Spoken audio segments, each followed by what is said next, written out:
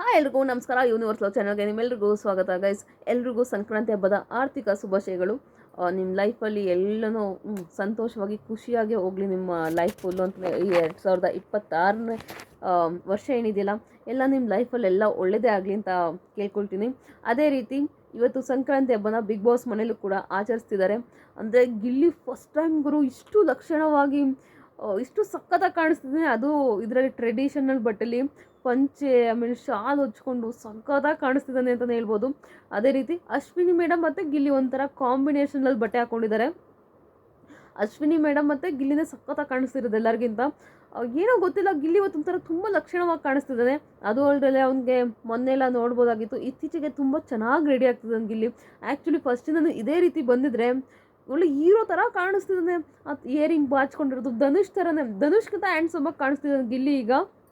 ಏನಕ್ಕೆ ಅಂದರೆ ಗೊತ್ತಿಲ್ಲ, ನೆನ್ನೆ ಡ್ಯಾನ್ಸ್ ಮಾಡೋಕ್ಕೆ ಬಟ್ಟೆ ಎಲ್ಲ ಹಾಕ್ಕೊಂಡು ಬಂದಲ್ಲ, ಬ್ಲೂ ಜಾಕೆಟ್ ಎಲ್ಲ ಒಂದು ವಿಟಿ ತೋರಿಸ್ಬೇಕಾದ್ರೆ ಸಕ್ಕತ್ತಾಗಿ ಕಾಣಿಸ್ತಿದ್ದ ಗುರು. ನಿಜವಾಗ್ಲೂ ನಾನು ಅಂದ್ಕೊಂಡೆ, ಯಪ್ಪ ನೀವು ಮೊದಲಿಂದನೂ ಇದೇ ರೀತಿ ಬಂದಿದ್ರೆ ಏನು ಸಖತ್ತಾಗಿ ಇನ್ನೂ ಹುಡುಗಿರೆಲ್ಲ ಜಾಸ್ತಿ ಕ್ರಶ್ ಅಂತ ಇದು ಮಾಡಿಬಿಡೋರು ಅಂತಲೇ ಅಂದ್ಕೊಂಡೆ.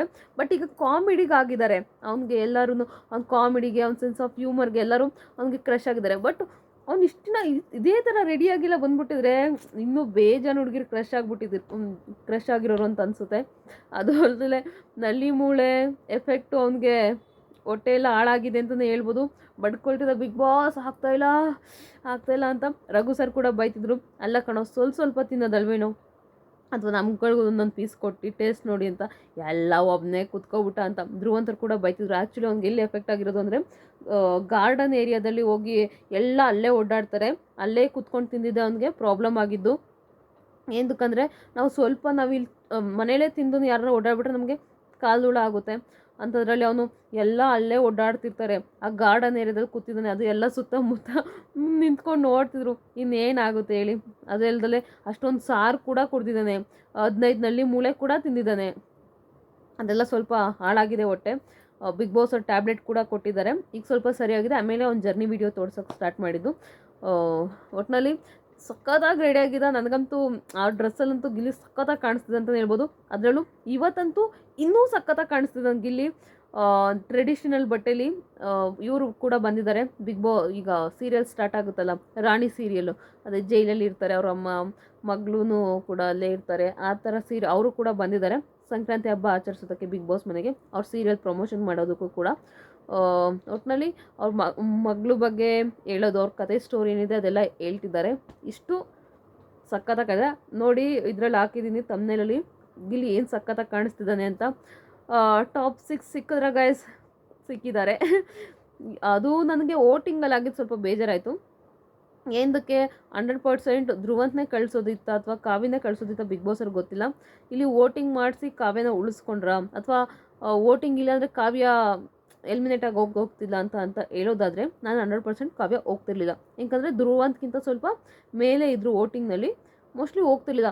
ಈಗ ಹೆಂಗೆ ಧ್ರುವಂತು ಅಶ್ವಿನಿ ಮೇಡಮ್ ಮತ್ತು ರಘು ಸರ್ಗಿಂತ ಮೇಲಿದ್ರು, ಧ್ರುವಂತನ ಈಗ ಹೆಂಗೆ ಆಚೆ ಕಡಿಮೆ ವೋಟ್ ಬಂದಿದೆ ಅಂತ ಇದರಲ್ಲಿ ಹಾಟ್ ಸೀಟಲ್ಲಿ ಕೂರಿಸಿದ್ರು.